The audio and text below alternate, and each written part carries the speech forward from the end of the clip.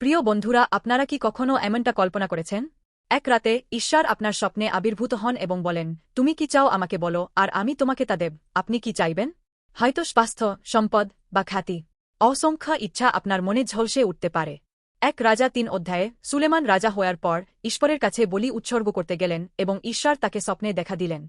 সুলেমান নম্রভাবে স্বীকার করলেন যে তিনি একটি ছোট শিশুর মতো ছিলেন এবং রাজা হওয়ার বিশাল দায়িত্বের মুখোমুখি হয়ে ঈশ্বরের সাহায্য চাইলেন। তিনি ধনসম্পদ বা দীর্ঘ জীবন চাইলেন না। পরিবর্তে তিনি একটি শ্রবণকারী হৃদয় চাইলেন, প্রজাদের ভালোভাবে শাসন করার এবং সঠিক ও ভুলের মধ্যে পার্থক্য করার জন্য প্রজ্ঞা। এই শ্রবণকারী হৃদয় কেবল কান দিয়ে শোনার চেয়েও বেশি কিছুকে বোঝায়। এটি ঈশ্বরের ইচ্ছা বোঝার, তাকে মান্য করার এবং কি সঠিক আর কি ভুল তার মধ্যে পার্থক্য করার জ্ঞানকে বোঝায়। সুলেমান জানতেন যে এই প্রজ্ঞা ছাড়া তিনি প্রজাদের নেতৃত্ব দিতে পারবেন না। দ্রুত পরিবর্তনশীল বিশ্বে, যা অসীম তথ্য এবং পছন্দে পূর্ণ, একটি শ্রবণকারী হৃদয় আমাদের জীবনের সবচেয়ে শক্তিশালী কম্পাস হয়ে ওঠে, যা আমাদের ট্রুলি মূল্যবান কি এবং কোন পথ অবলম্বন করা উচিত তা নির্ধারণ করতে পরিচালিত করে।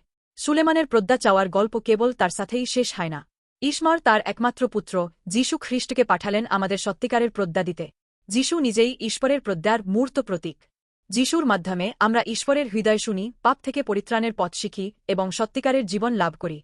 যীশু আমাদের পাপগুলিকে ক্রুশে নিজের উপর গ্রহণ করলেন, মারা গেলেন এবং আবার পুনরুত্থিত হলেন, মৃত্যুর শক্তিকে পরাজিত করলেন।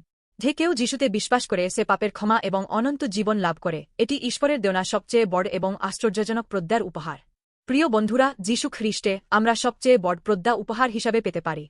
একটি বিভ্রান্তিকর বিশ্বে অবিচলভাবে সঠিকভাবে জীবনযাপন করার ক্ষমতা যীশু খ্রিস্টের মাধ্যমে আসে। এমনকি এই গ্রীষ্মের প্রচণ্ড গরমেও আমি প্রার্থনা করি যে আপনারা ঈশ্বরের সতেজকারী প্রজ্ঞার মাধ্যমে একটি আশীর্বাদপূর্ণ জীবন যাপন করুন।